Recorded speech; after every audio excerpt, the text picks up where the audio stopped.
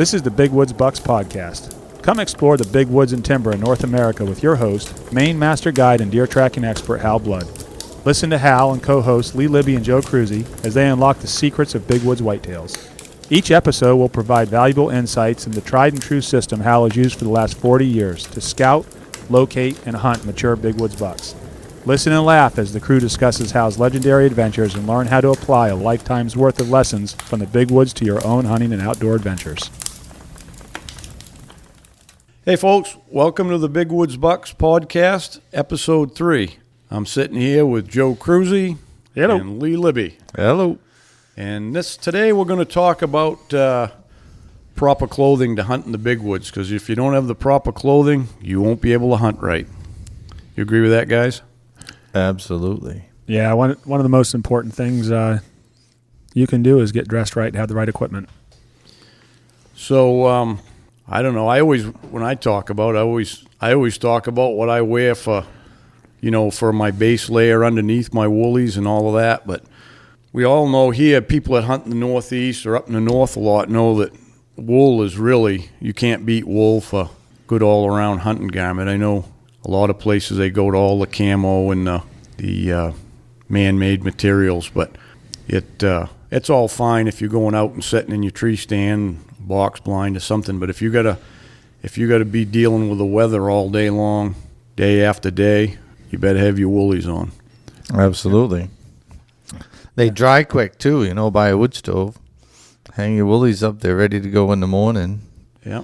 Let's talk about some of them properties of wool to begin with. And I actually learned a lot about it even recently. I always know it worked good because I've been wearing it since I was a kid, but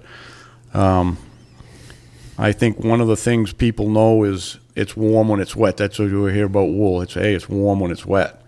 And it really is. I mean, heavy, but warm. Heavy, but warm. But actually, it's not, if you compared to anything else you got wet, it's not as heavy because it doesn't hold as much water. So if you fell down with your polar fleece jacket or whatever other stuff, that would still be heavier.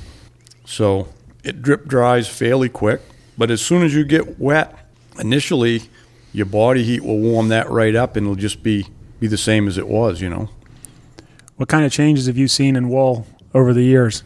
I mean, I know wool's wool, but they've certainly changed the Smart wool. the blends. I love Smart wool. Smart wool, yeah. Don't they make socks? Socks, yeah. They make long underwear? They do make some long underwear stuff. I don't want to bash Smart wool or some of their products, but the elastic bands don't seem to hold up as long. But the Smart wool socks, I have. That's all I wear year round. Summertime, wintertime, lightweighter, like hikers, heavy duty ones from snowmobiling to tracking bucks. It's all Smart wool. Yeah. Yeah, I'm a big fan of the Under Armour base layers underneath the wool when you need it. Yeah.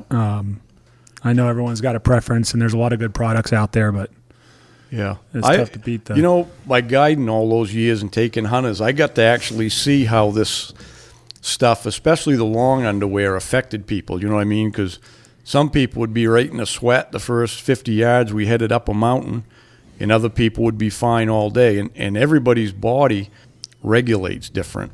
So that base layer really is up to the individual, I think, to find what works best for them. You might have to try several things, but for years and years, I always wore the Duofold long underwear because it had wool in it, and that was about the only thing. Back when I was younger, when that first came out, that was great because the only other thing was them cotton waffly looking long johns, and as soon as them got wet, they'd be cold. They'd be cold, yeah.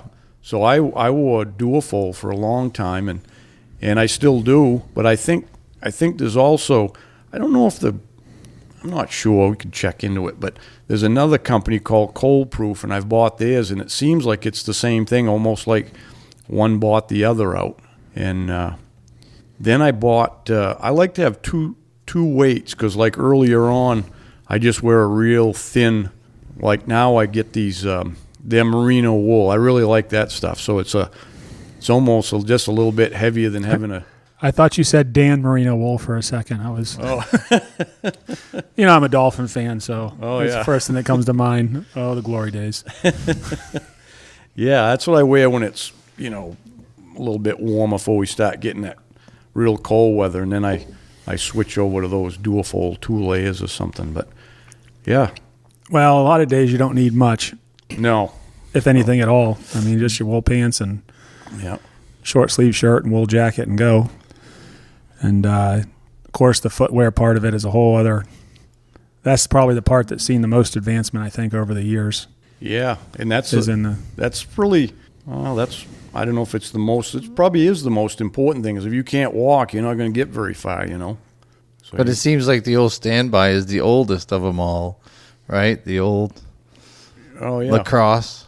Yeah. Burleys and the Alphas first, the early season, and then even in the coldest of weather, even ice fishing, I only go to the Burleys, and those are 200 grams of insulation. But what people don't realize is that, your feet don't have to be hot because once they are, they sweat. But with a smart wool sock and a good 200-gram Burley, then I've never had any trouble. Do you wear the non-insulated like Hal does? Absolutely, yep. Yeah. Right up until the snow's about 6 inches deep, and when it comes over the top of my foot, then it starts to get cold, I switch. But there is a weight difference in the two, but not enough to bother. Yeah, I wear mine have a little insulation. I wear the lacrosse, but they have I forget what the it's the Burley, right? That's the Burley, yep. 200. And I don't know, I find the ones like the non-insulated are they don't have enough of a sole for me. I know Hal likes it because he can feel everything. But they're just a little bit too lightweight for what I like. Of course, that's a personal preference thing too. Oh, I love them. They're like moccasins, just like wearing sneakers, I think. But Joe, your legs are so rugged, you don't notice the difference. You can lift them other boots all the time. I don't know. I climbed a mountain with you last year. I don't think yours are too shabby either. Yeah, but I got to wear the lightweight ones. Yeah, and I started out with the bean boots. It seemed like the right thing to I did to wear. Yeah, that's what we had back then. Yeah, but I don't know. I owned a pair. Owned a pair for a week. Yeah, put them on the yard sale. They look great in them fashion magazines. Right. The streets of New York City with a flannel shirt and skinny jeans, you can rock out those bean boots. But that is funny. Have you seen the numbers? What they've been selling for those last few years because all the hipsters are wearing them now. Good for them. Unbelievable. That's an awesome thing. But they sell lacrosse down at Beans too. Well, what I found with them, because I started out with them, and I wore them for years up until, I was into my 20s, and they really, that's about, I think, when lacrosse really started with their boots, where they were, they were starting to come out with them a little bit more and a good style. But I found that chain tread, even when they were brand new, just doesn't have enough traction, like in the wet snow especially. I think they're made more for, bare ground or whatever. And then if you were in wet and where it's water and stuff all the time, you'd almost have to grease the leather like every night when you come in, get them dried out and grease the leather. So after, a few years of that, I said I got to do something different and got to the rubber. But for the listeners out there that don't understand, if you're hunting the north, especially New England is a really wet area. So you can be walking up through the open hardwoods, and you might go right up to your knees in the mud in a spring seep or something. There's all kinds of little streams or trickles, beaver bogs. You're around water all the time, and so that's why most everybody wears rubber boots. It's just a natural thing. Your feet are going to be dry, comfortable. You're not going to have wet leather boots and have to worry about drying them every night. So that's just part of what most people wear. I know there is people that don't wear them. They wear their leather lug sole boots and stuff, but I always found that if I ever had a hunter I was guiding that had those, they're exceptionally noisy. They're stiff-soled and they're cracking around in the sticks and all that. But you know what else is noisy? Is when a guy tucks his pants into his boots and the whippets are hitting the rubber. I've experienced that many a time. Yeah. Yeah. like last year. Yeah, like last year. I always. You didn't. I Yes, always he did. wore. Yes, he I did. always wore my pants inside, and I would tape because I didn't want my because my pant legs were always getting wet from crossing or whatever, and then they're kind of heavy, and that was the reason I did it. And I started after Hal gave me a hard time after the last. I said, "Well, I'll put them on the outside just to appease them," and it works pretty good. I mean, the part that I never liked, which is getting them wet and heavy and everything, didn't seem to affect too bad, but they're a heck of a lot quieter. No, you got to duct tape them up, see? I don't use the duct tape. I use jar rubbers, cannon rubbers, and I blouse them. It's an old Marine Corps trick they taught us, and I just blouse them, and then that way it moves when you stretch your leg out. Lots of times I find the duct tape with me. I either duct tape it too low, and it's pulling, but with the... When you say blouse them, Yeah, jar rubber, just put the jar rubber over your boot and Right. then take your pant leg and turn it under the jar rubber, and it just holds it nice and tight Right. and keeps the snow out. It also doesn't let them balls build up, them ice balls build up Right. over the day. And Yeah. yeah, that was another part of why I cut them inside was those ice balls. Yeah. Jar rubbers are great. Yeah. Jar rubbers for a jar head, right, Lee? Jar rubbers for a jar head is right.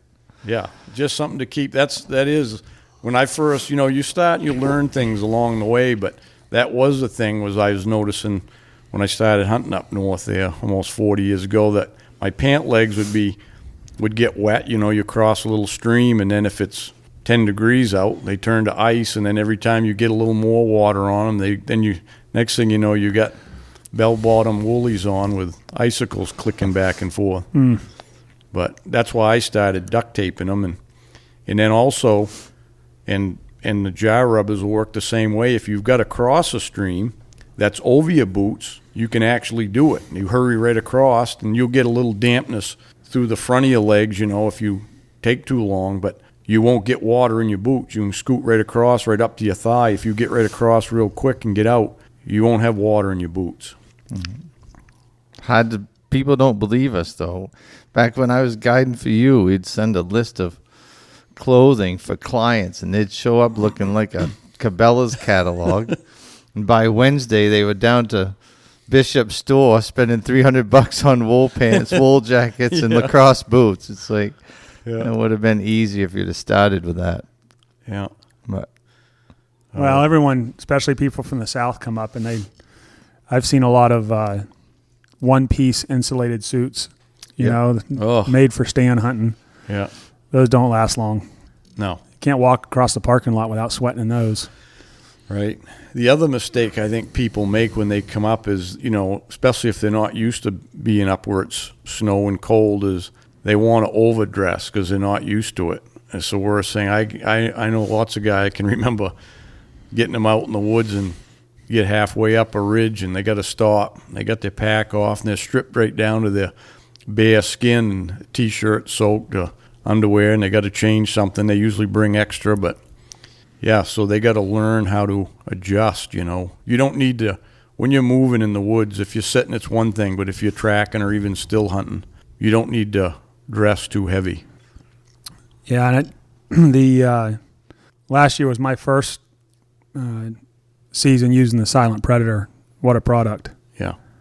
Yeah. I'm glad we got the connection with them. Because there's different, there are, you look at the differences in products out there, from the really cheap, which are obviously not good wool or not 100% wool, or, like the Filson stuff, which I've never used them, but because they're so expensive, they're so pricey, and the Silent Predator stuff, you just put it on and you feel it instantly. You say you haven't run them yet? no, I'm still running the old guard, Oh. Beagle. Well, The old Vermonters had a company named Beagle, still running that, but I don't have a crotch left in my pants and no buttons left on my jacket, so it's time to upgrade. Wait till you put them on. I can't wait. how'd you wear them out like that, sitting on a stump, Lee? I know. I don't think there's a button left on that shirt, and I know there's the the crotch of a pair of wool pants is only good for 2 seasons anyways. If you ain't wearing a crotch out in your pants in 2 seasons, then you ain't buck tracking. Yeah. Well, or you ain't a big buck like Lee. Yeah. This guy, or your thighs aren't touching. I wear them out too. There is I think a lot of people look at them. Oh, wool's wool, you know. I mean, I've tried them all. I've tried I've tried Columbias, which are the worst. Big, heavy, bulky. I mean, just not made for walking. They're made for sitting. And yeah, they're not tightly woven either. So right. Yeah, that's a big thing. You know, the weave in the wool it makes a big difference. If it's a loose weave, it'll wet through a lot quicker, and it'll wear out a lot quicker. Yeah, I'm the same way. I've tried everything. I used to wear the Filson pants, but I could never for tracking. The jackets were always too heavy. Right. But I always liked the pants. They wore like iron. No problem. They were. I don't think now they're any more than most anything else. Price of wool's gone up like the price of everything. But but we used to have the Beagle wear, but they're out of business. So we approached, and we had designed with Beagle wear. We went over and a bunch of us designed a set of clothing, you know, jacket and pants for tracking, and then we took that design to Silent Predator, and now they're making it for us. But we use their product is great. We went to that company because their stuff is great, but their stuff was all camo, and we don't really need to use camo, and it's also most of it was a little heavy for what we do, and they use a Pendleton wool. Their camo's Pendleton, which is a great wool. So we wanted to use the Woolrich wool, so we went to Woolrich and got some samples, and we wanted to keep our green checkered motif. You know, it's kind of classic for the big woods, and so we chose the heaviest of 24-ounce wool. It's a real tight weave, and I've been wearing mine all through last year, and mine still looks like it's brand new. You know, getting a year out of it, and I'm pretty hard on clothes after about 6 weeks of deer hunting. I bet you'll get at least 3 years out of the crotch of these. I hope so. I hate to see them go. I hang on to them because, you know, that's part of your body for a month and a half, and every day you go downstairs, take them off the hanger by the wood stove, put them on, and head every day. Yeah. Well, what do you think, Joe? Yeah, we'll take a break here and be back shortly and talk a little more about clothing. Hey, everyone. It's Hal here. Just wanted to let you know about the Big Woods Hunting Club. You can sign up for it at bigwoodsbucks.com and go to the club logo, and there's a lot of cool features in there. That part of the site is going to be where all of my stuff lives, my videos, short films, video tips, articles, all that stuff is going to be in the membership side of the site. Another good feature about the site would be the forum. That's going to be a place for you people to communicate with each other. You're tired of getting harassed on Facebook or get to Facebook jail or anything like that. This will be a place you can talk about hunting, talk about guns, whatever you want to talk about on the forum. And we also have a question of the month in there, and we'll be answering that question. I'll answer that at the end of every month. Somebody will win a sticker for that for their truck. And we'll also read these here on the podcast, and me and Joe and Lee will have a little fun with answering the question, the three of us on the podcast. Welcome back. This is the Big Woods Bucks podcast, episode 3. We're talking about our hunting clothes and our hunting gear that we're using, and we've been talking about our Silent Predator design of wool pants and jacket. We also have a vest, but we kind of want to talk a little bit about the features of it and why we designed it that way for the big woods hunter or the tracker, or whatever we call it, the tracking jacket. So, Hal, you said it has a vest. Is that like the old vest, the blaze orange vest? Yeah. Well, built right in. Well, actually, it is, but that we also have a vest that's just a separate green checkered vest. We just Oh, come out with really? that, yeah. Kind of a fashion Nice. statement, you see. That would look great with my skinny jeans. Yeah. You know, the problem with skinny jeans is I can't get them over my Chippewas. I've never been a vest person. Hal's a big vest person, and I bought one of those last year, and I used it so much in the spring, I became a vest guy. Yeah, I got a Carhartt vest I wear out. It's it's that time of year. Yeah, Eric likes to make fun of our vests. But probably because we don't make one big enough for him. Oh yeah. So, anyways, yeah, the vest you can use to layer too. I mean, it'd be good for the guy that wants to sit or something because you've got an extra layer of wool there on your body. But the vest is, it's a really nice. It's actually stylish. I mean, I wear mine out to dinner at night, But the way we designed the coat and the pants for hunting is, first thing is, there's no liner in them, because if you put a liner in your wool clothes, that's just going to create sweat. You can't have a liner in it if you're walking around. So there's no liner in it. It's just that 24-ounce wool, and we have GPS pockets in the top. They're zipped, they're at an angle so you can get at. You can put your radio or GPS. Side pockets down to put your hands in. They're all lined with this real nice, I don't know what it is. Feels like a blankie material, polar fleece. But did you just say blankie? Blankie, yeah. Yeah, don't you suck on your silky on the edge of your blankie at night? Nope.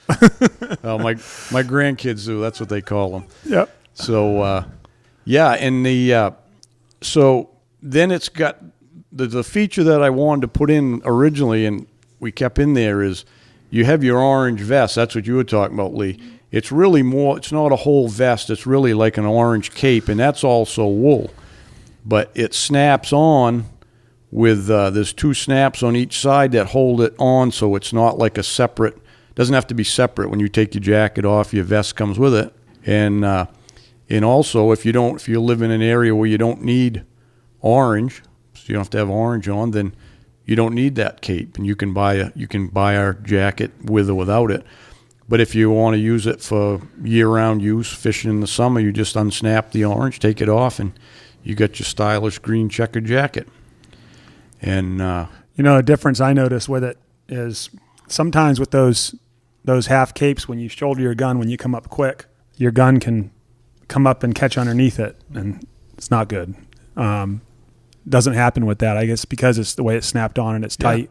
It's not like one that just snaps in the front where it's all loose on the bottom where that happens. Well, they're made to fit the size of your jacket. Right. If you you just buy a vest down at the sporting goods store, it's just a small, medium, large, whatever, but it doesn't mean it's going to fit the same. They always make them a little bulkier, and they just either clip on in the front or whatever. But so, yeah, I bet you can't wait to get it, Lee. I can't. I love that whole integrated vest or integrated cape. Yeah. Mine now is it's not even legal orange anymore, but the ones in my area all know me, so they let me get away with it. I just saw a new, it just came across on one of my feeds there on social media that this kid came up with this 3D leafy design. It's not legal in Maine anyway. It has to be 500 inches of solid in Maine, but it's like that leafy wear that you see, except the leaves are orange instead of green, and there's green in there also, and it's not a bad concept for hunters where you can use that, and because it does serve the purpose of showing orange, but it still breaks up. Interesting, little different thing on the market, but. Well, you're talking about orange. I'll tell you something. It don't make a bit of difference for deer hunting. Everybody thinks they got to have camo on and deer's going to see them. But if you're hunting in the snow, I think you're better off with orange on, because the deer see orange as just a bright color like white. They don't see it as a color. It's just something white, plain white or whatever. I actually think an orange vest breaks your outline up from your dark wool clothes, because if you got dark wool clothes on, you stand out against the snow, right? So I think the orange vest may help you a little bit. You going to a solid orange outfit next year? I was thinking about that. That's pumpkin. We'll call you pumpkin. Yeah, I was thinking about an orange onesie. With your blanket. We've got to get a picture of you in an orange onesie now, Al. With your blankie. With my blanket. That should be on the cover of your next book. Yeah. I can see it now. Oh, the photo shoot's going to be great. Yeah. No, people worry about the orange. I've had deer walk right up and almost stand on me with orange on. If you don't move, they don't see that. Yeah. Mm-hmm. People get too wound up in all the I'd call it, I don't know what the right word is, gimmicks, but everybody gets too they try to outthink a deer anyways, or a bear, they try to outthink the animal, you know what I mean? They're always trying to look for the thing that's going to up their odds on them, and most of the time they're looking at the wrong thing, because it basically boils down to, if you've got good hunting skills, none of the rest of it matters, you know. But right. People lose sight of that. But The good ones don't try to outthink them. They try to think like them. yeah, good statement, Lee. You got to think like your animal, whatever you're hunting. Yep. What would I be doing? What would I be doing? You know, that's how I think. Where's this buck headed? What's he doing? Where's he going? So do you just carry as I do, just a fanny pack? I see a lot of times guys will carry backpacks. Oh, and that backpack against your back is the most miserable thing after 30 minutes of hiking. Yep. Oh, you got to love going underneath branches and having What to do you catch need on to everything, take? right? What do you need to take with you? You got a spare clip in your pocket. You got your compass in your other pocket. You got a GPS in the backpack and 2 peanut butter and jelly sandwiches. Ham and cheese. Ham and cheese. I was going to say, does Roast that be beef peanut and butter and cheese. jelly? Yeah, and a sandwich bag for drinking water. Yep. What else is there? I carry a little extra stuff just because, but it all fits into my little pack. I used to, when I first came up with a design for our fanny pack, we have two. It was a little bit bigger size, and then now I've used that till it was about worn out. It's been, I think we've had that for going on 10 years or 8 years, and then a lot of people thought it was too big, so we designed another one like it's not really a half size, but it's 2/3 maybe, or whatever. And I actually started using one of those last year, and it fits everything I need, and I do like it better. But yeah, you don't need a lot of stuff. Whose idea was that, Hal? Was that yours, Lee? I think me and Kevin Harrison, the first time we put on the original Big Woods fanny pack, was we were looking for a newspaper to fill the void. Yeah.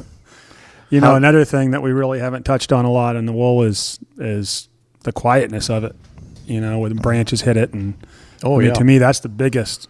Absolutely. The biggest attribute of it is just how quiet it is going through the woods. You can have anything smack it and doesn't make any noise. Yeah. So your pack is the same way. If you have a pack that's got a little bit of nylon on it or anything like that, it's going to...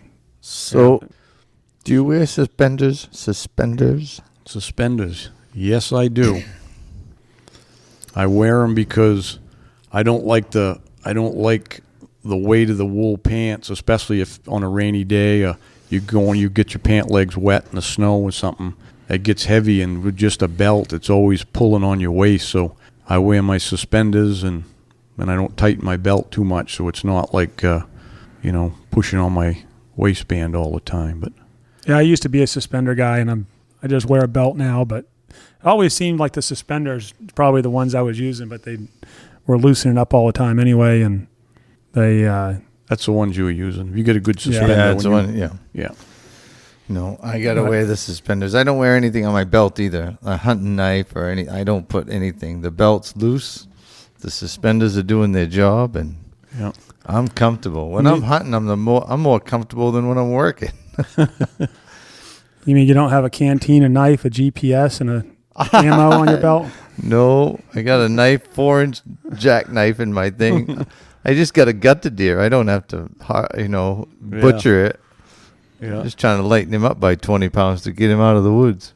Yeah, I still carry my old Buck 102 knife. It's a little 4-inch blade, sheath knife, but I put it on my belt, but I put it in my back pocket, so it's not hanging on my belt. It's just stuck in my back pocket, and it's hanging there, That's the way I've always done it. Did you see the story on that was going around on Facebook? The guy that found the knife over in Rangeley, and it was a Larry Benoit knife? Yeah, I see that. That's pretty cool. Yep.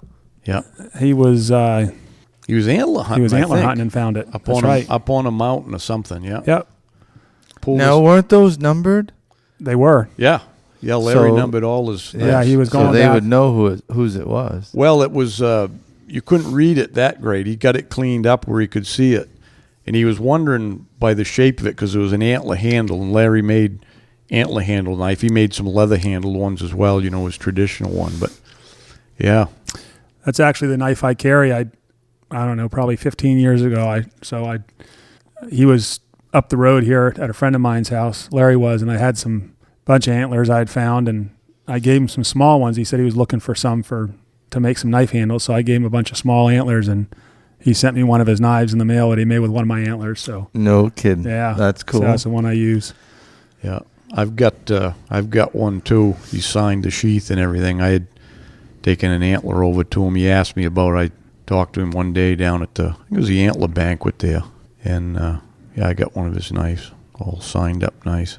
Yeah, he made a nice knife. Yeah, he sure did. I don't dare to use it. I did that for a while, and I thought, what's the sense of having it if I'm not going to use it? So I carry it with me now. Yeah, but I can definitely understand not using it. Put it on the cabinet and. Yeah.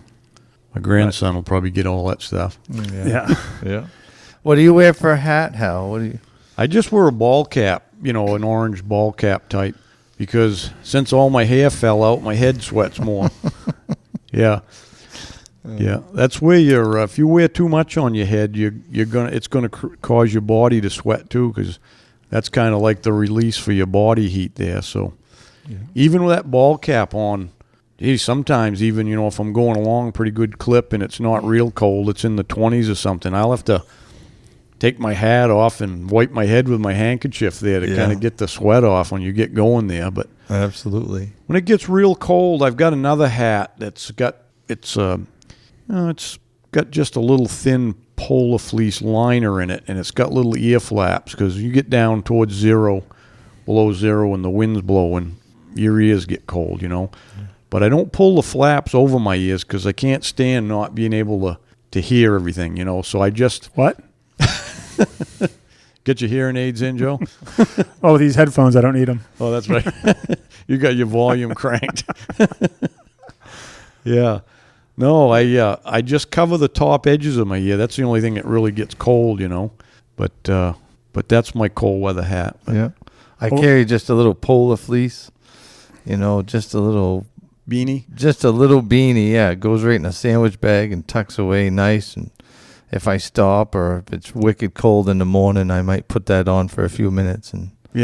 But when you stop, if you want to hang out for a few minutes and eat lunch, lots of times, doesn't take long to get cold. Doesn't take long at all. Yeah, or walking back to the truck at night, you ain't hoofing it quite as fast as you was in the morning, Switch that beanie out, put a fresh pair of gloves on, and that's kind of a good feature to wear wool gloves, because the same reasons. Your hands can be wet, or they can get wet, and they're still going to be warm. And they get too wet, you just wring them out or whatever. But I always carry an extra pair too. I carry it in a little Ziploc. Everything that goes in my pack that needs to stay dry goes in a Ziploc bag.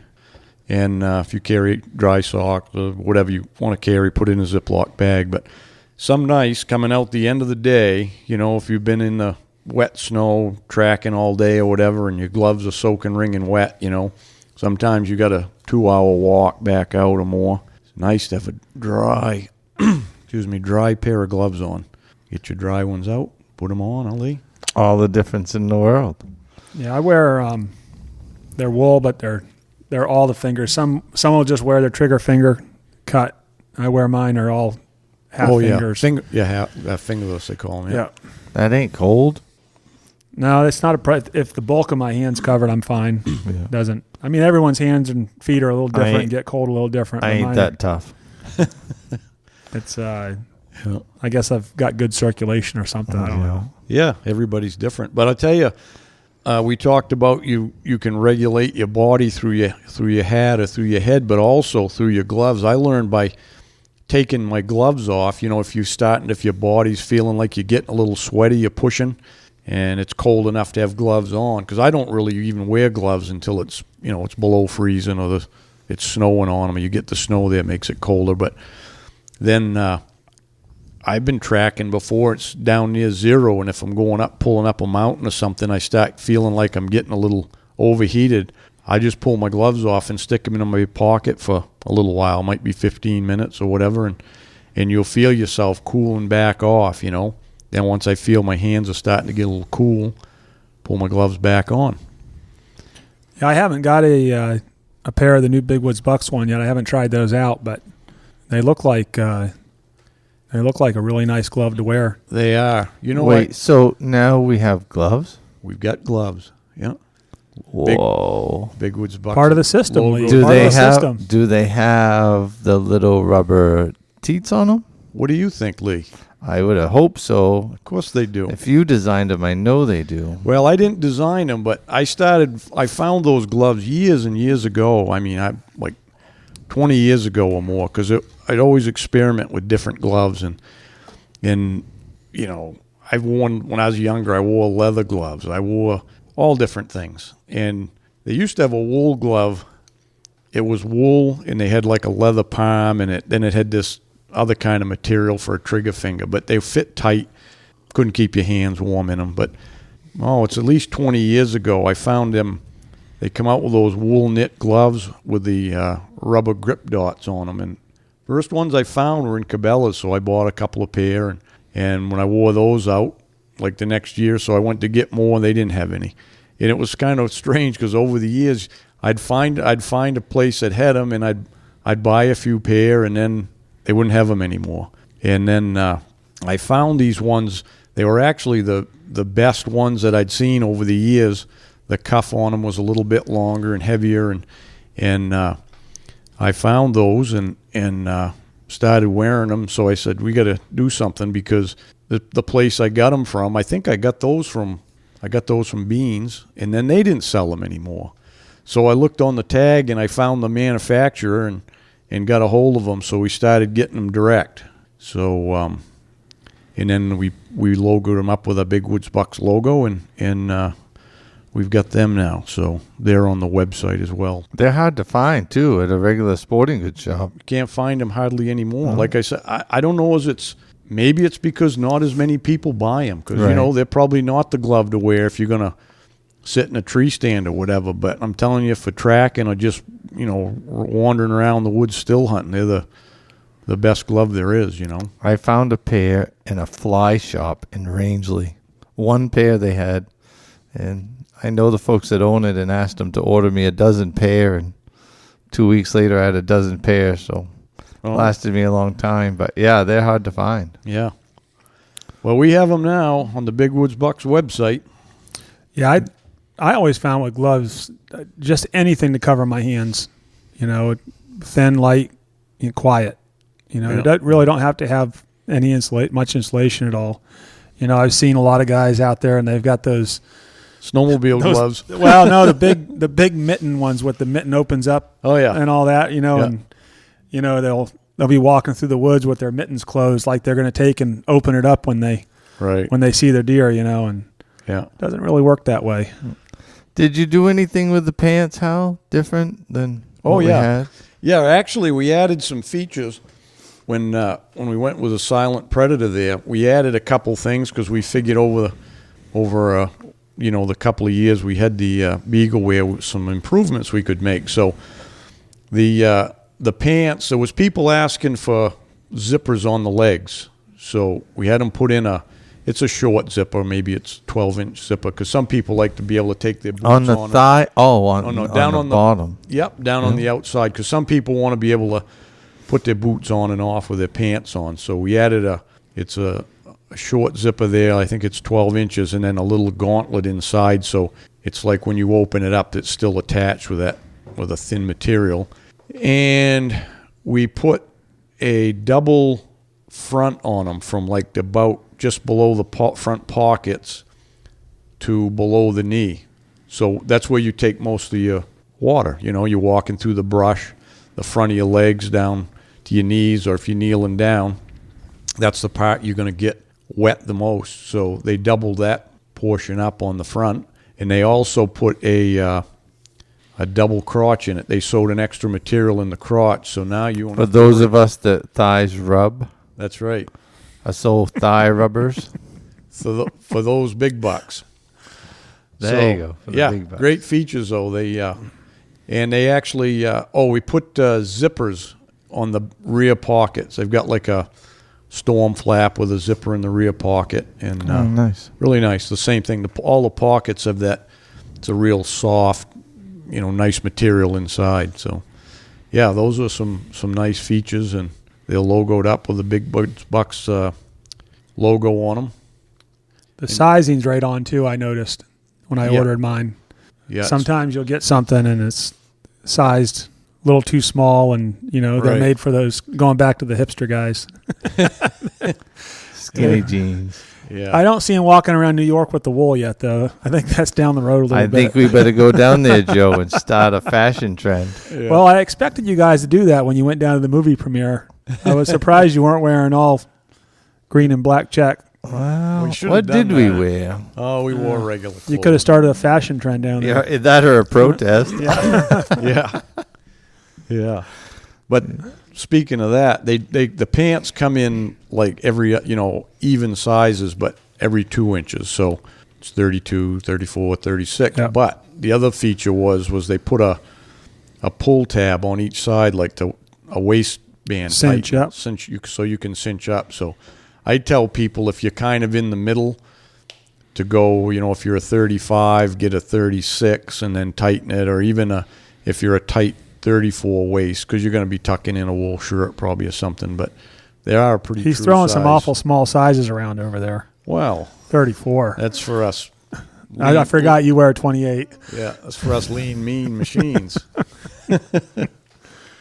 Hey. No, yeah, there is that whole system, starting with the Silent Predator, personal preference on boots, but lacrosse boots and the gloves and all that are really makes a big difference when you're comfortable and you can really go, because that's the biggest thing, is being lightweight and mobile, and you can feel it. You're in through the branches and ducking and around and everything else, and if you're wearing big, heavy, gobby clothes and uncomfortable boots and a backpack, you really don't have a chance unless you just get flat out lucky. I think the average guys listen to this or watch us wear that wool think, what are they thinking? It's itchy and it's heavy, and it's not. It's like I said, I'd rather wear wool clothes and Under Armour and smart wool socks and rubber boots than my jeans and my Chippewas. It's just that it's so comfortable.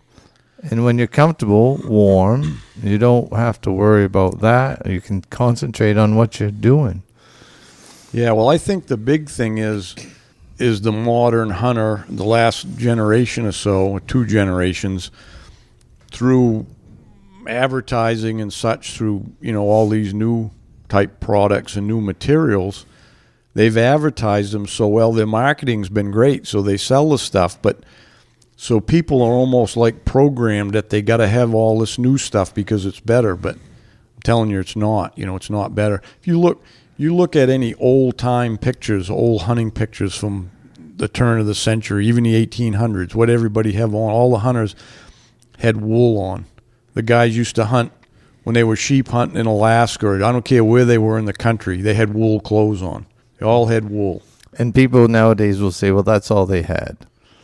Yeah, they might say that, but the point I'm making is newer doesn't mean it's better. Cause it worked for them. Yeah. It worked for them. It saved a lot of lives too, when they was on the gold rush, they got their wools on and stuff, and I'm sure it saved a lot of lives, because I'm telling you, if you fall in a stream and you've got all that man-made material on, if you're in a life and death situation. Maybe if it's cold, if you are far back in the woods, you might freeze to death. You're not going to freeze to death with wool on. You know, you could be wet, and the outside of your wool clothes could freeze into ice. Right. But it'll still be insulating the same way. You can't say that about. There's no other material you can say that about. I watched a friend of mine go through the ice on a beaver bog about 2 miles from the truck one day on a really cold day, and he was. This is about 20 years ago. He came up from the south, and he was wearing one of those one-piece suits. Aside from the obvious of just getting out of the water and onto the ice, was once he got out, I mean, he had to strip down and put on my clothes and stuff to get warmed up, and it was a good learning experience for both of us. It just so happened when I walked out to the edge of the other side of the bog, we bumped into each other, and he looks across there and sees me, and he starts walking, and he tested it and jumped up and down a little bit and thought it was fine. He turned around and started walking back to shore, and whoo, it went, and I watched him go through, and it was something to see him flailing to get out of there. I'm running around the edge to get over to him. Yeah. But he was in the wrong outfit, and had he been alone, might have been in big trouble. Yeah, done it 2 years ago over in New Hampshire. Tracked a buck all day. He finally got to the point of no return. I knew he was headed the wrong direction, and I had jumped him once, so he was just boogieing out of the country. So it's probably 2:30, and I said, I'm going to head back for the truck, save my energy for tomorrow. So I walked back a couple miles or whatever and poked around a couple of little places to just investigate. Got back to the truck. I looked in front of the truck, and there was a smashing buck that had come out of this piece right in the middle of the day, walked 10 feet from the front of my truck. I'm like, you son of a gun, that's smoking fresh, and I got a couple hours here. So I took off down across the road, went about a mile. That buck was right there somewhere. I see a beaver flowage. I walked around the edge of the beaver dam, and there was one hole in the middle. I said, I just got to jump this. Well, I didn't clear it. And down I go, right through the ice. I got up, sat down on the beaver flowage, dumped my boots out, and took off after that buck again. And it was a little wet, but it wasn't cold, and I was able to keep going. I never did catch him, but I think he heard me go through the beaver flowage.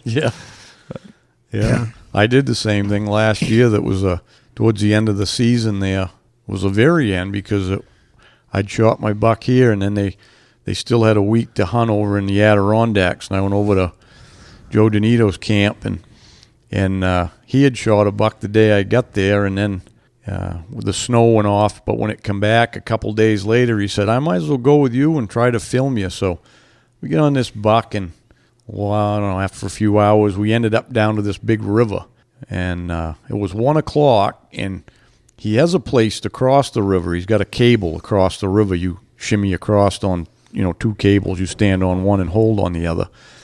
But it was a mile and a half upstream, and it's 1 o'clock. So I'm thinking, that's 3 miles to walk to pick the track back up on the other side.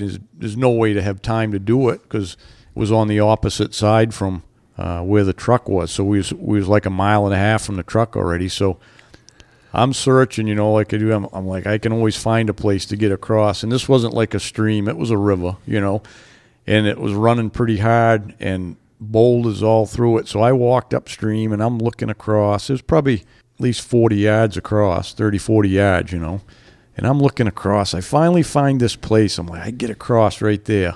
So I got a stick to balance myself, and I'd step on one rock, and it would be sticking out of the water, and then one might be a few inches under. But I went rock to rock, and I got to there was one place I knew when I looked out there that when I got to there, I'd have to make a little bit of a jump. Well, when I got there, I looked, and I said, shoot, there's a rock. I could see a stone, and it was about good size one. It was about 6 inches under the running water. And I said, if I step on that, I can just step and then hop right onto that rock on the other side. I stepped on that rock. It was like stepping right on a basketball. I went down. I mean, I'm usually pretty light-footed. And would I love to see that. Well, the worst part was Joe had shut the camera off. He wasn't filming. That would have been some really good film footage. Oh. I went down so fast. I fell down on the upstream, and I cradled my gun real quick so I didn't slam it in the rocks. And water was about 3 feet deep. And when I went down, I remember I went down, but I jumped up so quick. But the water had run in my neck, right over my collar. I was right underwater on the upper side. I mean, the lower side. And I jumped up and I just ran back to shore, the way I had come, didn't even try to hit the rocks. And I said, ooh, that was pretty cold, because this might even have been the 1st of December. It was cold. Yeah, cold. And I got back there, and Joe kind of had a wild-eyed look on his face, like I was crazy or something, He hadn't. That's the first time he'd hunted with me. Last time? Yeah, he's gonna learn. He's gonna learn a little bit about me, Ellie. Yep. We're going to take a quick break here. When we come back, we're going to talk about which life preservers everyone likes to wear. Hey, everyone. It's Hal here. Just wanted to let you know about the Big Woods Hunting Club. You can sign up for it at bigwoodsbucks.com and go to the club logo, and there's a lot of cool features in there. That part of the site is going to be where all of my stuff lives, my videos, short films, video tips, articles, all that stuff is going to be in the membership side of the site. Another good feature about the site would be the forum. That's going to be a place for you people to communicate with each other. You're tired of getting harassed on Facebook or get to Facebook jail or anything like that. This will be a place you can talk about hunting, talk about guns, whatever you want to talk about on the forum. And we also have a question of the month in there, and we'll be answering that question. I'll answer that at the end of every month. Somebody will win a sticker for that, for their truck. And we'll also read these here on the podcast, and me and Joe and Lee will have a little fun with answering the question, the three of us on the podcast. Welcome back to the Big Woods Bucks podcast. So, Hal, you said when you was hunting with Joe over there in New York, you fell in the river. And that was the end of the day, I assume. Finish the story. Well, we got back on there, and I decided probably we weren't going to get back. I wasn't going to try it again. But, I had water in my left boot, the down, the part that was down in the river. But even doing that, falling in and running back, my right foot wasn't wet, just my left boot. Was down under long enough to get water. Probably run from my neck down through my pants and into my boot. But that's a good day. Yeah. And it was cold. I got back there, like, geez, that was pretty cold. And my gloves were soaked. I think it was the temperature that day was probably, wasn't real cold, but it might have been 20. And so I got out, get my pack, and I put my my dry gloves on. First thing I did was I pulled my gloves off, put my dry gloves on. And Joe asked me if I wanted take one of his socks, and I said, no, I think I'll be all right. So I said, let's just hunt back towards the truck. So it was 1.5 miles, and maybe we'll pick up another track. Well, don't you know, we got probably, I'd say we might have gone 0.5 mile, and we got to our boot tracks where we'd come through on the other buck, and in our boot tracks is another buck just as big. Had gone down walked right down our boot tracks, and I'm looking at that, I'm like, that thing's smoking fresh. But by then I could feel my boot was like half full of water at least. And I said, I got to get the water out of him. So I just sat on a log, and I took that boot off, and I dumped the water out of that boot. And Joe pulled his boot off, give me one of the socks off of his, and I pulled my sock off, and I put a dry wool sock on, pulled my boot back on. We got on that buck track, and he had just, I don't think we'd gone 100 yards on that track, and we came to a bed. Like, he laid in a strange place. Like I said, he laid down, and he got back up, and he was walking again. So we hadn't jumped him. And he was walking off, and he went a ways, and then he went up on this ridge, and he started feeding, and I got above it. I made a circle above, and he kept feeding along, but he'd lay down, but he'd just get up and keep going again. Anybody notice this went from how your wool performed to a buck hunting story? Imagine that. Yeah. So you're still It all- soaking wet, but you're still hunting. Yeah, I'm all It warm. all goes back to the buck hunting story always. Yeah. I'm warm by now. I got the dry sock on. That was really the only thing that was cold, was that foot was starting to get cold because I had my regular boots. I didn't even have my insulated boots on. Oh, no kidding. My regular Grange ones. So anyways, about an hour later, guess where we're at? The river. The river. No. Same place the other one crossed. Any nearer to that cable? No. Same place the other buck crossed. Oh, no kidding. Yeah, we found out it looked like that's like a regular crossing place for the deer. It was a place they'd like to cross, I guess. Huh. So now it's about 3 o'clock and gets dark about 4. So we was a mile and a half from the truck again. So we beat feet back to the truck. But I guess the point is that you can get wet, you can do those things, and it's not going to ruin your day, and it's not life-threatening. So, Yeah, and it's not a matter of if, but when you're in the woods enough. I mean, you're going to get wet, you're going to fall down. Yeah, especially up in this north country where it's colder and there is more water, Some places it just isn't, you don't worry about being in water all the time. The ground might be a little dry or whatever, but Even going through the woods with 2 inches of fresh snow and the greenbrier, Right. Yeah. And that green bush, you're covered in snow all day. And yeah. if you got cotton on or man-made stuff, And those are the wet. best days. oh, So yeah. quiet. And it is so quiet, when you can go into a green growth and, they can't hear you coming and, yeah. Well, right. That gets back to the fine point about the wool, and Joe mentioned it was how quiet it is.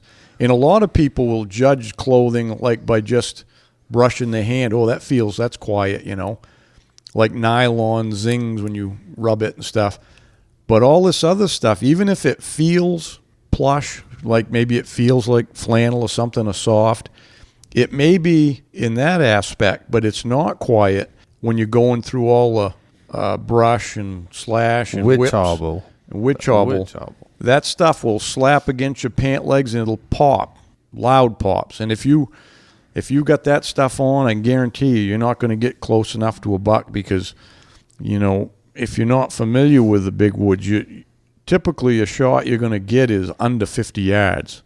And if you're trying to track a buck and sneak up and catch him laying down or catch him looking or something, you got to be real quiet. And with those clothes, and believe me, like I said, again, a lot of it goes back to guiding all those years, guiding deer hunters and some of the stuff they would have on, and I'd just be, there's no way I knew we weren't going to get near them. I'd have to have them, like you said, Lee, take them down to the store and get some wool pants or something, because it's like trying to hunt with one arm tied behind your back, So It's kind of funny when you are guiding them and,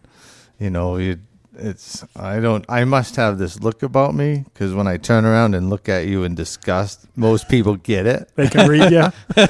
It's like, loud come and clear. Yeah, it's like what was you thinking? And then you end up at Bishop's and they spend $300 or $400 and they look just like you do and they leave there and then you can go hunting, But yeah, it's definitely makes a difference. So, along with what we're wearing and what we're carrying, what would you say?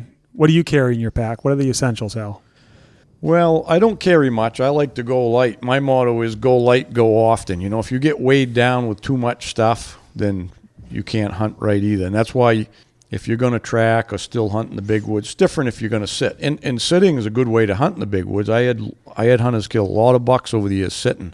If you got the patience to do it, it's a great way to hunt. But I never did, so I either track or still hunt. But when you're out for the day and you're walking all day, you want to be as light as possible. And you don't really need extra stuff. So everything I take fits in my belt pack, and there's plenty of room to spare. So my stuff that's always in there is an extra compass. I carry a mapping compass in there, and I carry just a little directional one in my pocket.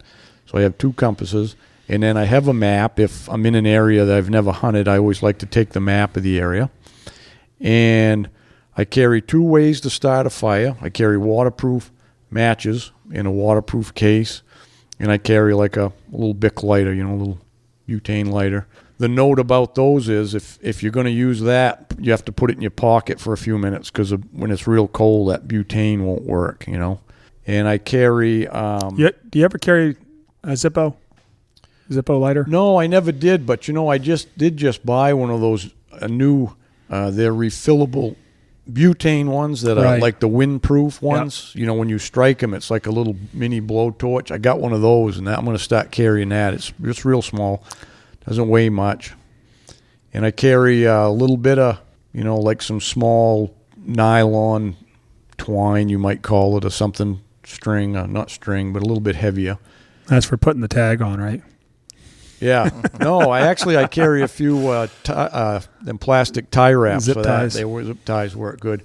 No, that's to rig up something. I got a little coil of it. It might be 10, 12 feet on it. And if I ever needed to rig up a little shelter at night or something. Right. But it doesn't weigh nothing, isn't it? It's just a little teeny thing. And I carry a little piece of rope to drag with.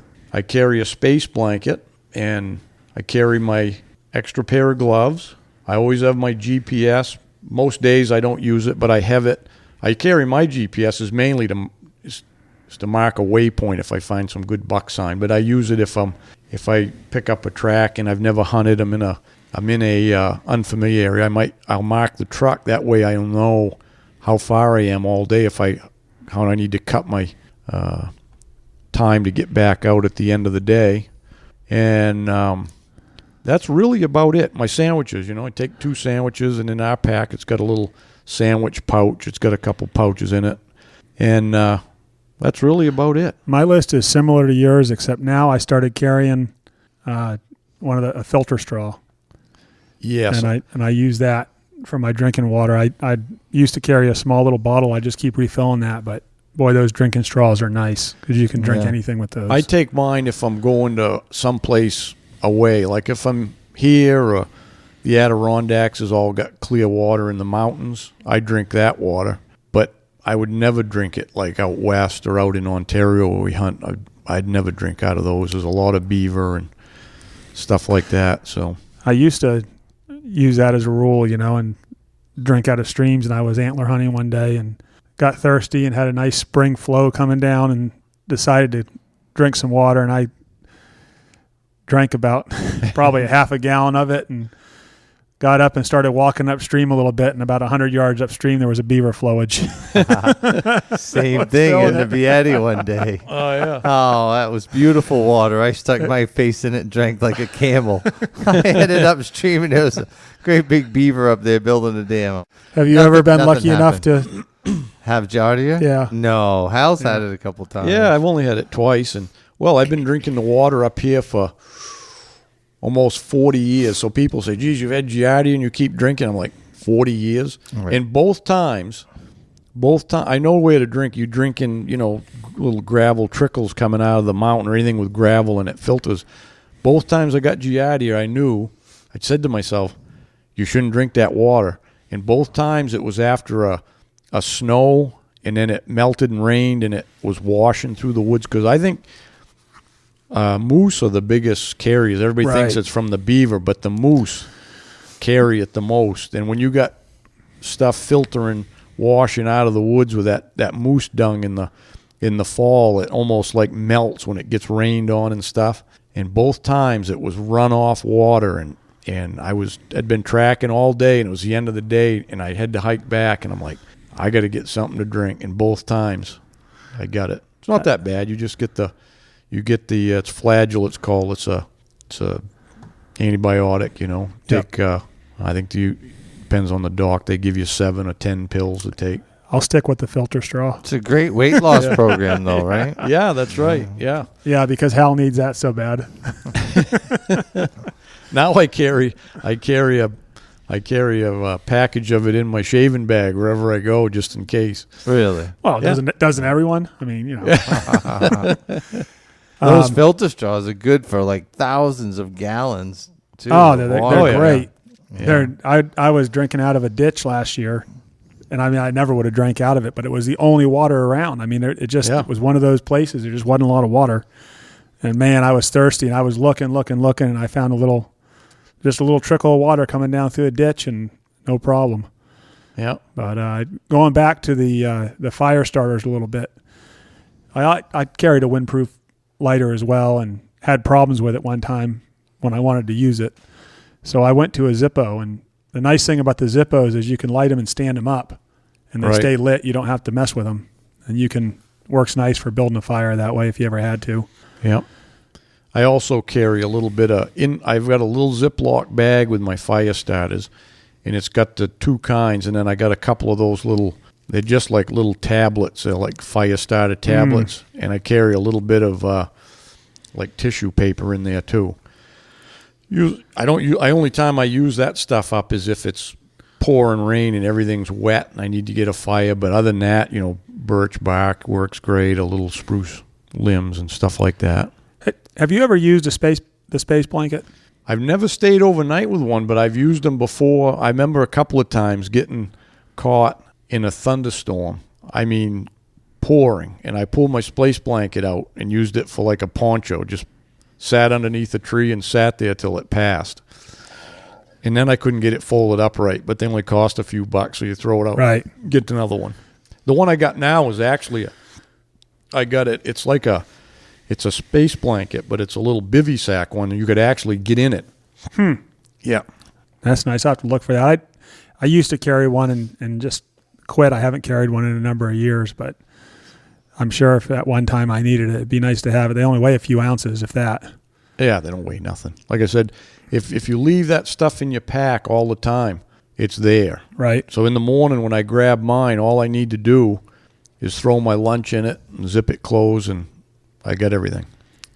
I had a friend of mine that was in medical supply sales, and he had these basically Band-Aids that are barbed. If you had a big gash, you take and you put them on one side and pull it over, and it holds them shut. I carry a few of those. Oh, yeah.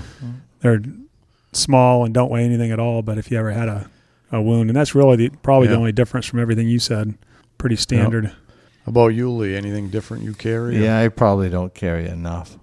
I tried the space blanket thing, but I pulled it out, and it was made for little people. That thing wouldn't save your life for nothing. And it don't burn, so it's no good for starting a fire. But I actually carry the GPS. I do carry a couple of spare batteries. That's right. Right. Yeah. I wrap those up. Yep. I wrap those up in black tape, and I think I put new ones in every year just to make sure they're good. I carry a spare Bic lighter, and you ever seen them little candles that float in the water? They're just like a little decorative candle. They're cheap. They're like 10 cents or something at the store. That's a good item. But for some reason they burn, so when your birch bark or your old man's beard's a little wet, it gives it a chance to dry out. But other than that, I just thought of something that everyone forgot. You got to have a pen to fill your tag out. Mine's filled out ahead of time. I'm optimistic. But I don't care. I don't, even the Big Woods Bucks backpacks, I can't seem to fill the smallest one, you don't need it full. No, and I like to keep it tight against my lower back, my jacket goes down over it. Right. And I carry an extra sandwich bag. Well, everything I have. So all this stuff is in a sandwich bag, a good Ziploc sandwich bag. Everything is inside of a bag. And then I carry a bag just to drink the water out of. Yeah. I know guys carry a water bottle with them and keep refilling it, but it sloshes around. If you don't squeeze the bottle so that the water's right at the top and put the cap back on, it'll slosh around. And plus they're noisy. Water bottles noisy. Yeah. I carry the same thing, the Ziploc. I carry it in my front pocket. I might be going along, and if I get thirsty, I come to a nice little trickle. I just get the bag, fill my bag, and drink out of that. Or if I'm getting ready to have a sandwich, as soon as I see some water, I'll fill my Ziploc up and zip it closed and just carry it up to a nice little spot to sit. I always try to, when I stop for a sandwich, I try to be in a good spot. I feel like I'm wasting my time eating a sandwich in a place that doesn't seem like a good spot, Yeah. The only time I've ever not been able to start a fire was one April. I was guiding snowmobilers up on the border, I don't know why they wanted to go there, but they wanted to go there. So we're up there, and it was rained all day long. And I had brought my typical red hot dogs, on my guiding trip. And Red snappers. And I said, well, we'll start a fire and eat. Pouring, just been pouring all day long. We were soaked. And I couldn't get a fire going to save my life. And finally I said, we might as well head out of here. And one of the clients says to me, he goes, dip it in the gas tank and get some fuel on he it. says, take a sock off and dip it in the gas tank and start a fire that way. And I said, geez, that's a good idea, but I only wear one sock and I ain't giving it up so you can eat lunch. He says, well, I got a spare pair of socks in my sled. So sure enough, we took a stick and stuck it in the gas tank and lit a fire. Yeah, Got it going. But it was, it was because everything been frozen. It was a warm 30-degree day in April. It was soaked. Yeah. I mean, soaked. And because up there in that high country, there's no real birch bark kicking around. It's old man's beard and black spruce trees, or just nasty. We started one day. We brought everything with us except no fire, and to cook a lunch on the side of the lake. We were sledding, so I got some birch bark and dipped it in the fuel and got some gas on it, and then took the spark plug out. Yeah, fired it over, sparked it, and regular fire. MacGyver. I did the same thing one time. We was looking for moose antlers, me and Garnett Robinson, and we struck off from town. Sounds like a basketball player. Yeah, he used to be the forest ranger in town. We struck off in the morning. I rode my machine over to his house. When I left the house, it was 20 below, and then you know how it was dark, and you know how at dawn it gets even colder. Well, we rode all the way up into Luther Pond, and we got there, and I could see his I just wear goggles, and he had his helmet, his full-face helmet. Back then, they didn't have the heater things in them and stuff. And it was frosted over, so he had to have it open, cracked open, so he could see. And I could see his red cheeks. There was almost sticking out the crack of his helmet. And we got up to Luther Pond there, and I pulled up to Shelley's camp there and stopped, and he pulled up, and I said, are you cold, bud? And he goes, I'm about froze to death, he goes. I said, geez, we better get a fire going here. And there's a big spruce blow down there. I said, we'll get a fire going under that. So I get over there, and I'm cracking stuff down, and I'm fishing in my pocket. And I always carry a Bic lighter all winter. It's always in my cutter pants. It ain't there. I'd been rabbit hunting the day before, and I'd taken it out, put it in my wool pants. I said, you got any matches or anything? And he goes, yeah, I got matches right in my pack. And he's over there fishing around in his pack in the back of his machine. And it seems like a long time. And I'm like, how about them? He said, I can't find my matches, but I got a lighter. He fishes around some more. Finally, he ain't got no lighter either. So I did the same thing. I pulled my machine right over by the blowdown. Had the Tundra at the time, one cylinder there. And I pulled the plug out. I dipped a paper towel in the gas tank, and I set it by the cylinder and set the spark plug on it and pulled it, and woof, came to life there, and I threw it in underneath that, and we had us a big bonfire. I think we stayed there for an hour getting warmed up, and off we went. Anything. Sometimes it's just a feel-good fire, just... Oh, yeah. I'll build a fire sometime. Them cold days, deer hunting, if I stop for a sandwich, I'll just get a little fire, just enough to toast my sandwich or take the chill off. But boy, it's almost like you're starting over again when you get that chill off. Because like I said, even if you've been tracking, half the day, and you might, you're not cold from that, but you might actually be a little sweaty enough so when you stop, and if it's down near zero, boy, it don't take long to. I ever tell you that chill coming on. I ever tell you the story about the client. He was one of your clients I was guiding. Is this going? You probably didn't, Lee, because all you guides kept a lot of stuff from me. So this is a police officer from Cambridge, Mass. Great big fella, smart. Couldn't go very far, He was long-legged, but he was pretty top-heavy. But anyways, there was a good spot out by the old dump.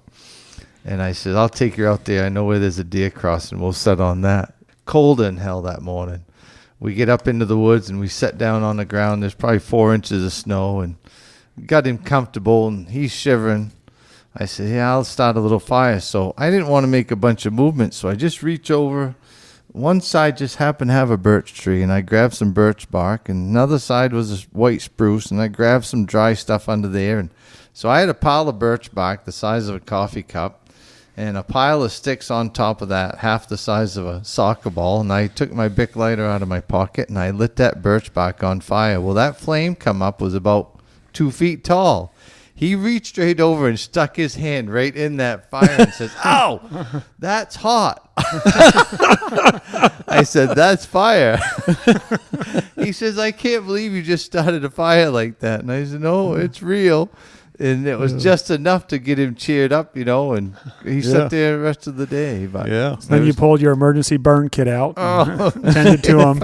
It was like he was amazed, amazed you just started that fire. Yeah, especially it's something to do with if people see you start one with snow on the ground, because they think the snow, that's like a barrier. You can't have a fire because the ground's covered with snow, Oh, there's nothing more welcome than that fire in the woods. Yeah. On a good cold day. Well, I got a good story when you mentioned about Joe, you said your lighter didn't work or something. But that's why I started carrying, I always carried two, but I changed up what I had. I always had one of those old marbles waterproof match cases. And the matches I had in it, they weren't the Strike Anywhere ones. So I put they were wooden matches, but I put a strip of the thing in there to light them with. Me and Chris he was filming me. We were in Ontario. Same thing. It had been raining all day. And we stopped to have a sandwich there, and I said, we got to get a fire. We were both, we were soaked right through. And so let's have a fire with a sandwich here. So I got some spruce stuff and probably found some birch bark or something. And I pulled my Bic lighter out first, and this is what I learned about them. My hands were so wet.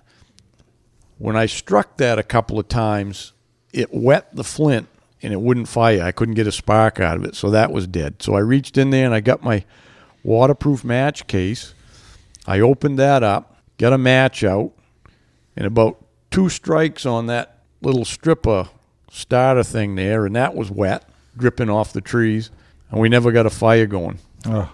So I switched, I still carry the Bic lighter, but I know enough I use that on the dry days. If it's a pouring rain, I've got the military waterproof matches. They're the best. They got a big long head on them, and it says on the package you can buy like a pack of 4. I think there's 30 in a bottle or in a plastic sealed bottle with a striker on the top.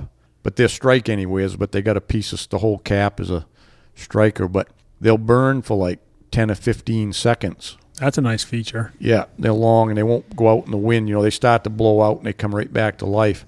I'll get those out when it's wet now and strike one of them. And it is a good practice. You hunt season after season. Like you said, you got all your stuff in your pack, and at the end of the season, you throw your pack down, all your stuff's in it. And if you don't check all that stuff every now and again, it's good to check everything before the beginning of the season and make sure all your equipment's working right and ready to go. Yeah. Well, your life could depend on it. Well, that's it. You take a lot of stuff for granted, but if you don't check your stuff and you're out there and you need it and you can't get it working, then it's a pretty difficult situation. I would think going in the water would be the biggest reason that you would need it. Getting lost happens too, obviously, but with GPSs and the navigation we have now, I would think that's less likely. You go in the water though, and it's a serious situation. I was beaver trapping. I was 16, maybe, getting ready to go to school one morning, and I had some beaver traps set with a friend of mine, Daryl Rankin, and we went over to the river road, and we both had our jeans on because we were dressed for school, but there was a bunch of beaver in this one flowage, and we just set it, and he couldn't wait to check it. So jumped in the pickup truck, picked him up. We went and checked those traps, and full steam, he headed out across that flowage, and I says, that ice, we chopped a hole in that ice yesterday and set that trap. So you want to be careful. No, walked right out, stood right on top of that trap, and went right to the bottom of that beaver flowage. He come up out of there like a cat, and by the time you could see the pickup truck, and I had left it running, it was less than 150 yards. By the time I got him to that truck, his jeans were frozen solid. Yeah. And he couldn't pick his leg up to get in the truck. And I had to open the door and flop him up on the seat. And I had to, with all my strength, unbutton his britches and stop peeling those pants off of him. They was froze. They were freezing right to him. Yeah. And that was less than 5 minutes in the open. Jeans. Cotton. The worst Yeah. thing. Yeah. Any cotton material is no good when it's wet. It's nice and fluffy and warm in a sweatshirt when it's dry, but boy, you don't. I always had the saying when we used to take the hunters up to remote camp there years ago, wear your woolies, boys, cotton's death.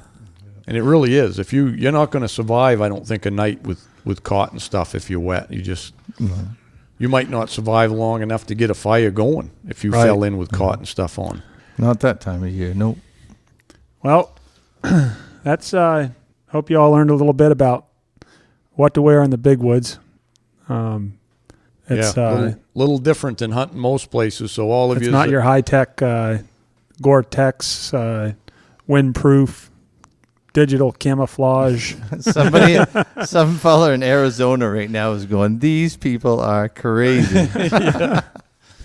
Yeah, what are they talking about? Yeah, it's just a different experience. But again, we hunt old school, so we use the old school stuff. Hunt, don't worry about the gimmicks, and that's what you got to do in the big woods. You know what they say? Old school is cool. That's right. Old school's cool. Thanks for joining us, and we'll see you again in the next episode. Hey, thanks for tuning in. Till next time, good luck on the trail.